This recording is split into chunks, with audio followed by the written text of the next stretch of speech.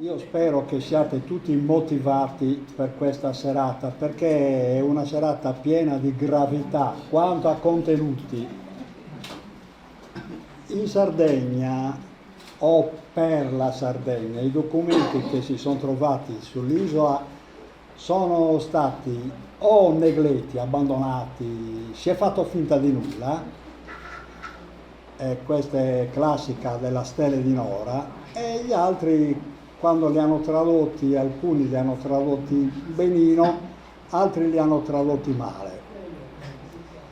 E va bene, io sono stato fin troppo cattivo nella mia postazione Facebook e non solo, dicendo che la Sardegna soffre di una convenzio ad excludendum, che detto all'italiana significa una cospirazione per escluderla da ogni canale culturale del Mediterraneo. Io sono convinto di questo, ma me ne sono convinto dopo tanti anni di studi, perché prima ero ingenuo, non ci credevo. Per esempio, vedete tutti cosa c'è lì? Questo è un vaso greco, uno dei più antichi, dove ci sono caratteri fenici. Però cosa succede? Che nell'esaminare i caratteri più antichi della lingua greca, perché questa è lingua greca, tutti gli studiosi del mondo hanno detto questo è il greco più antico, espresso con caratteri fenici, ma è lingua greca. Tutto questo l'hanno detto per tutti i popoli del Mediterraneo, anche per ciò che hanno trovato di similare presso gli Etruschi, presso i Romani, perché tutti i popoli antichi scrivevano con il primo alfabeto che apparì nel Mediterraneo fu quello semitico, quello fenicio. Ho spiegato che cos'è l'alfabeto fenicio in altre parti, in altre riunioni, non posso fare tutto stasera perché devo lavorare su 3 documenti. Dico solo che la Sardegna, l'ho spiegato tante altre volte, è stata esclusa da questo coro che dice che quel documento scritto in fenicio è scritto sì con caratteri fenici, ma dal popolo che abitava o abita nel luogo dove fu trovato il vaso o il documento. In Sardegna si sono trovati documenti scritti in fenicio, però si è sempre detto che sono arrivati i fenici a scriverci, che noi eravamo dei trogloditi che non sapevano scrivere, non pensavano, non facevano nulla, senza tener conto neanche che noi già 1000 anni prima, 800 anni prima o roba del genere, avevamo fatto dei nuraghi che ancora oggi gli specialisti sostengono che sono di così difficile costruzione che sono parificabili a dir poco alle piramidi, non per grandezza ma per complessità. Per cui evidentemente quelli che sapevano costruire con regole matematiche ponderose e precise questi nuraghi non sapevano parlare, non sapevano scrivere. Io questo lo dico sempre perché è una situazione a dir poco paradossale.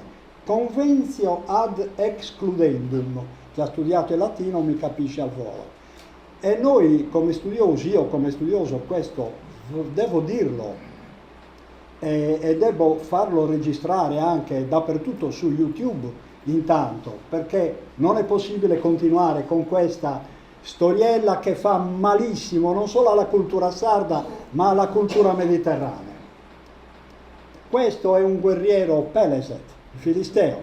Tenete conto che in realtà questo è il Sardus Pater. Con quel cappello di piume, se lo osservate bene, poi vedremo altro, se lo osservate bene, identico a quel cappello di piume, abbiamo anche altri bronzetti nuragici, per cui si capisce che questo diadema, chiamiamolo così, in capo al Sardus Pater, di cui ho parlato abbondantemente in altre conferenze, questo diadema, non so come chiamarlo, lo chiamano Peleset, lo chiamano Filisteo, e va bene, ammettiamolo, vedete, i Filistei erano questi, però poi li chiamano anche Shardana, perciò si decidano loro. Durante il regno di Ramses III, nei canali del delta del Nilo, la flotta degli Shardana e dei Peleset che erano assieme persero la guerra, furono imprigionati. Eccoli qua. Hanno lo stesso diadema che abbiamo visto prima in capo al Sardus Pater. Io nelle altre conferenze ho spiegato che il Sardus Pater era, non posso allungarmi qui, il dio eponimo della Sardegna. Sardus è un nome di Dio, prima di essere un nome di... attualmente è cognome, prima di essere nome di uomini o addirittura nome di donne, perché col nome Sardus anticamente si diceva Sardò, venivano chiamate anche le principesse, per esempio la moglie di Tirreno, del principe Lidio, che si chiamava Tirreno, che scappò dalla Lidia, sappiamo per quali motivi, e andò a colonizzare alcune zone del Tirreno. Ecco, si chiamava Sardò, anche lei, era un nome noto in tutto il Mediterraneo. Questi sono chiamati Peleset. In realtà molti non hanno analizzato questo nome. Io sono etimologo prima di ogni altra cosa, cioè sono specialista in ricerca nella ricerca del significato di ogni parola antica o che sia sopravvissuta oggi all'antichità. Peleset, vediamone l'etimologia. Premetto già che Peleset, come succede per moltissimi nomi di popoli e non solo, è un appellativo, cioè è una forma aggettivale che determina, che specifica la vocazione di quel popolo, o la qualità o il valore. Peleset in egizio, Filistin in ebraico, si dice che abbiano origine cretese i Peleset. Non discutiamolo qua. Nella Bibbia sono citati come Filistini in Amos, abbiamo visto che combatterono con Ramses III, in Egitto Peleset, Filistin, è un appellativo addirittura sumerico, deriva dal sumerico Pil, sono tre parole, Pil guerriero, Esh acqua, Pil Eshe e poi Ed distruttore, demolitore. Pil Eshed significa guerrieri, distruttori che vengono dal mare. Come capite è un appellativo che veniva dato a tutti i popoli del mare.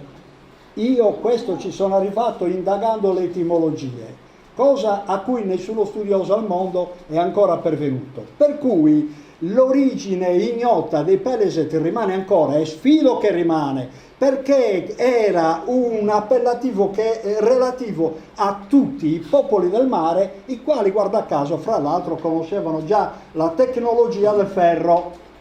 Infatti riuscirono a soggiogare gli ebrei per qualche secolo, prima poi di essere vinti, sappiamo in che modo, e di essere assimilati dagli ebrei. I Peleset, per cui io lascio il problema aperto, cioè chi erano sardi, probabilmente erano anche sardi. In ogni modo, questa descrizione del Sardus Pater, di bronzetti nuragici e del Ramses III che mette questi guerrieri sempre allo stesso modo con il loro diadema di piume come un capo indiano, un capo pelle rossa, la dice lunga. Arriviamo velocemente alla Stele di Nora, che è il primo documento scritto dell'Occidente, non solo della Sardegna, ma dell'Occidente. Risale intorno al 950 a.C., ai tempi del re Salomone, per intenderci, ai tempi in cui i Fenici navigavano nel Mediterraneo e arrivavano in Sardegna. Io ho spiegato in altra occasione che i Fenici non erano altro che i nostri nonni, cioè erano i popoli del mare che dopo aver conquistato la zona chiamata Filistea o Fenicia o Cananea, poi ritornarono, giustamente tornarono da dove erano partiti, perché avevano luoghi di commercio facilitati. Ecco perché i Fenici furono considerati sempre un popolo pacifico in Sardegna, non fecero mai del male, anzi sappiamo anche come commerciavano. E i Fenici non erano altro che i nostri nonni. Infatti la parola Giaiu, che significa nonno nel nord Sardegna, significa fenicio, perché quella parola è un aggettivale egizio.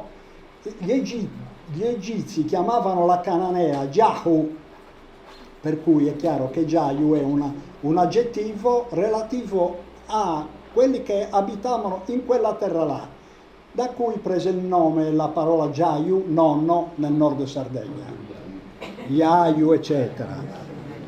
La Stele di Nora è il documento più antico del Mediterraneo e della Sardegna, però la Convenzio ad excludendum ha convinto tutti gli studiosi, tutti, ad escluderla dalle loro analisi, pur essendo in grado di farlo, perché è uno dei documenti più chiari dell'intero Mediterraneo, eppure ancora oggi ufficialmente si dichiara che è intraducibile. Io non solo l'ho tradotta, 2 ore ci ho messo, mica molta, quando mi misi oltre 10 anni fa, però addirittura mi sono accorto che è scritta in antico sardo. Ve la leggo in antico sardo, poi ve la traduco velocemente. Lì c'è scritto Biturrasu sade nugura saka be Sardigna salom ka salom saba melkaten benu subanu nugura lupumi. Fine. Sono 20 parole. Il problema di ogni documento antico è quello della separazione, di quasi tutti, poi ne vedremo già separati parola per parola, ma siamo già al secondo secolo a.C. Qua non si separavano ancora le parole, per cui il problema è sempre il solito, come separarle? Ecco, trovano quell'alibi gli studiosi per dire è intraducibile perché non sanno come separarle. È semplice, io le ho separate basandomi sui dizionari dell'antichità, perché senza il dizionario non si può fare nessuna ricerca linguistica. I dizionari esistono, viva Dio, basta utilizzarli. In questo caso, siccome si capisce che i caratteri sono fenici, chiaramente la prima mossa che uno studioso deve fare è quello di vedere un po' cosa dice il dizionario fenicio, prenderlo e guardarlo. Se non basta, prendere e guardare il dizionario ugaritico, che era quello prefenicio. Se non basta, bisogna prendere tutti gli altri dizionari che sono delle lingue che sono preesistite e che ancora esistevano a quei tempi. Il babilonese, l'assiro, l'accadico, l'ebraico, eccetera. E vedere tramite quei dizionari che cosa se ne può cavare, tenendo conto che nei dizionari preromani si assiste purtroppo al fenomeno che ancora oggi circa il 10% delle parole non sono state tradotte, perché per tanti motivi di cui stasera potrò parlare, ma poco, molti vocaboli fino ad oggi sono stati intraducibili. Dunque, mentre io sono riuscito a cavarne piedi perché oltre il dizionario fenicio io ho appunto usato tutti quelli che ho detto e tramite quelli ho avuto dei riscontri la cui convergenza mi ha portato a tradurre con enorme facilità la Stele di Nora. Ci sono delle persone che hanno tentato la traduzione, alcuni sbagliando, pur utilizzando bene i dizionari, hanno sbagliato. Io nei miei libri l'ho spiegato, perché la Stele di Nora l'ho spiegata in quasi tutti i miei libri, per cui chi vuole vedere la traduzione e il commento può aprire i miei libri e la trova. Io ho spiegato che chi ha sbagliato dopo aver aperto i dizionari era perché aveva diviso male le parole. Fine. Invece altri, o perché non disponevano del dizionario, ma io penso per altri motivi, hanno preferito tradurre questo documento di eccezionale importanza con la Cabala. La Cabala non c'entra nulla con i dizionari, non sto scherzando, naturalmente non ci sono riusciti, però chi li scrive questi libri sostiene che la Cabala è l'unico sistema per tradurre la Stele di Nora e non solo altri documenti che presenterò fra poco. La Cabala, mentre io l'ho tradotto con i dizionari che dicevo, va bene, analizziamole. Dicevo, Biturrasu, iniziamo con la traduzione. Biturrasu significa il tempio principale. Biturrasu, tenete conto che I Fenici scrivevano come altri popoli dell'antichità senza le vocali, solamente con le consonanti. Bitu ce l'abbiamo in Sardegna, intanto in accadico significa casa, no? Noi lo traduciamo come bitu, ma può essere anche bait, ci sono sempre due consonanti. Bitu significa casa, ma nell'antichità per casa si intendeva anche il tempio costruito con le pietre, perché normalmente le case antiche o erano delle capanne fatte di cuoio con le pelli degli animali, oppure erano fatte di frasche, capanne di frasche. E in questo caso quando si parla di bitu, dopo un certo periodo, vuol dire che si intende esclusivamente le case fatte di pietra, a maggior ragione i templi. Bitu raso significa il tempio principale, quello di Nora, perché ci siamo fermati qui, tempio principale di Nora, rasu, e sono tutte parole sarde, come dicevo. Bitu ce l'abbiamo nella parola bidda, per esempio. Molti sbagliano, dicono che bidda viene dal latino villa, niente di più sbagliato, per cui posso dire tranquillamente che bitu viene appunto, ce l'abbiamo in bidda, in bidunie, che è un toponimo, in bidoni, il nome di un paese, in bide per indicare la vite, perché la vite nella più alta antichità nelle foreste faceva la sua tenda sopra gli alberi, proprio sopra gli alberi, e da lì nacque, dalla tenda, dal concetto di tenda, nacque quello che poi gli ebrei chiamarono bait, come la nostra baita montana, la stessa parola, ma la stessa baita alpina.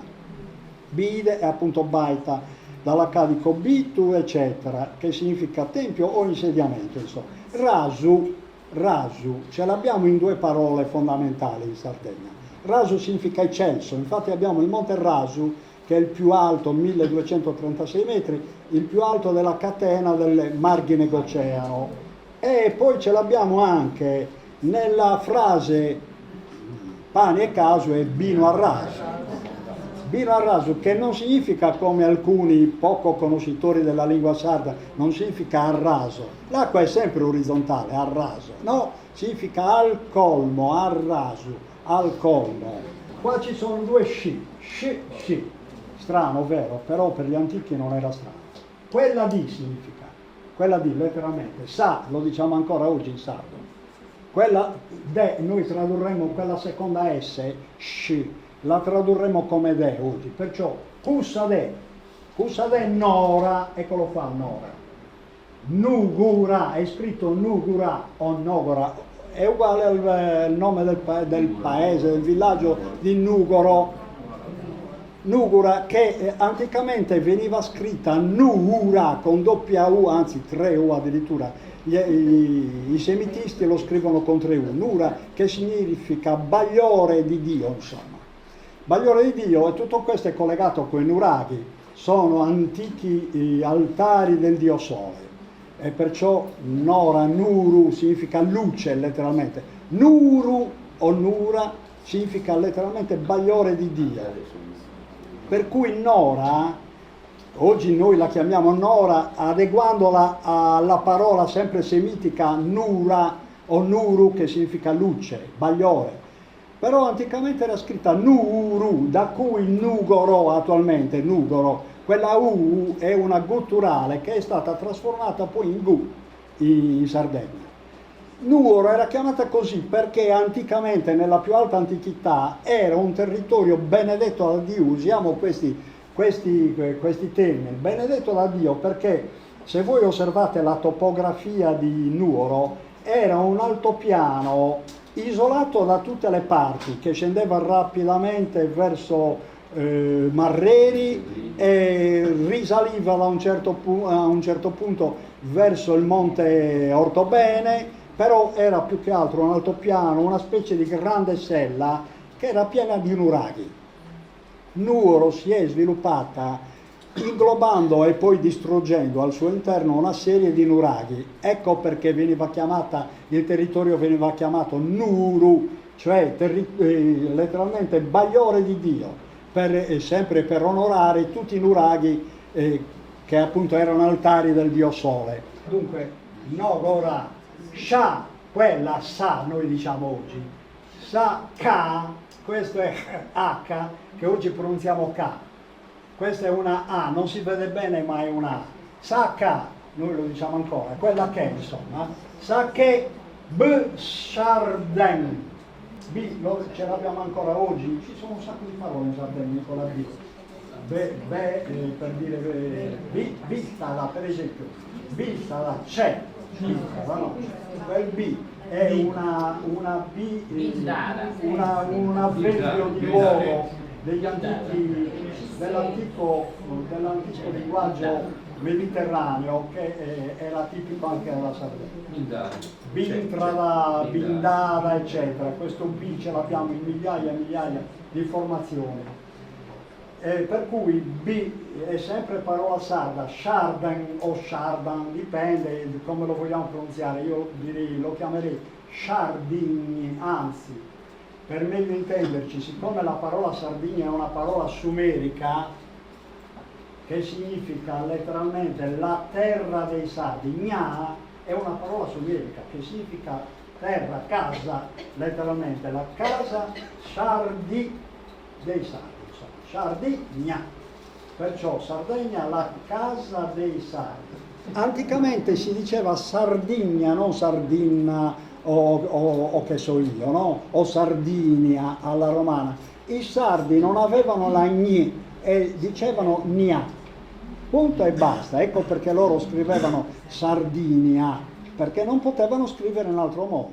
Shalom, salute, cioè ho visitato in termini di pace, con volontà di pace. Ka shalom, chiaura, felicità, salute, eccetera. Sa ba, b a, la esprimevano sempre i felici. E Saba, questo è il cognome più antico che abbiamo registrato nei documenti sardi. E Saba, questa è una Milcaton, figlio di Milcaton. Mi fermo qua. Milcaton è un doppio nome e cognome, attualmente sono due cognomi. In Sardegna abbiamo Melche o Merche secondo le zone e Aton, Atena, Atene, eccetera. È l'antico Aton, nomi sempre fenici. Mediterranei in generale, perciò anche sardi, ben inteso, perché tutti questi cognomi che abbiamo di Atene o Azzeni è lo stesso cognome, è piena la Sardegna, ce ne sono migliaia e migliaia. Come mai è così radicato? È così radicato perché evidentemente era principalmente un cognome sardo, un nome sardo radicato per il fatto che noi parlavamo una lingua mediterranea, ecco perché.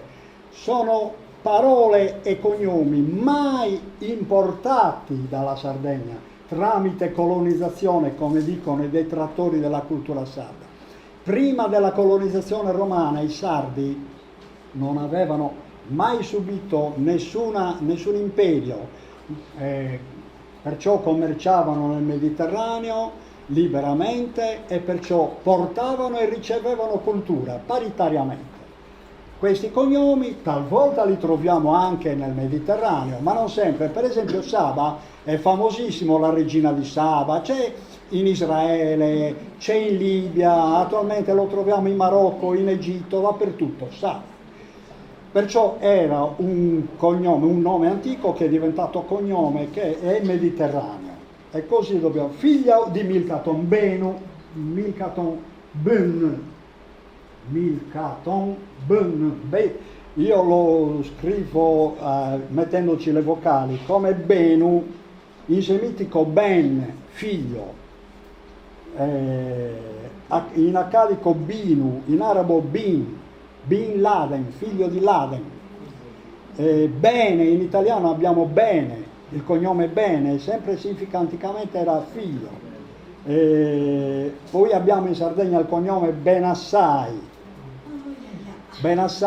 che significa letteralmente figlio del deserto. Questo è un altro cognome indicatore. Benu, perciò ce l'abbiamo in Sardegna, questo Benu. Su, Benu, su, sempre su, colui che di nuovo Benu, però qua va letto Banu, costruì. Che costruì? Banu, costruire, ha la stessa radice del figlio di Benu, di Ben, cioè come radice è sempre uguale, il figlio è una costruzione fatta dal padre e dalla madre, perciò la stessa radice, il quale costruì Nugura nuovamente, il quale costruì Nora, cioè Saba che dedica la stella di Nora, è il costruttore di Nora. E nessuno lo vuole ammettere perché nessuno ha tradotto questa magnifica stella che si legge tutta, il quale costruì Banu Nugura Lipmi, che significa letteralmente di mia spontanea volontà.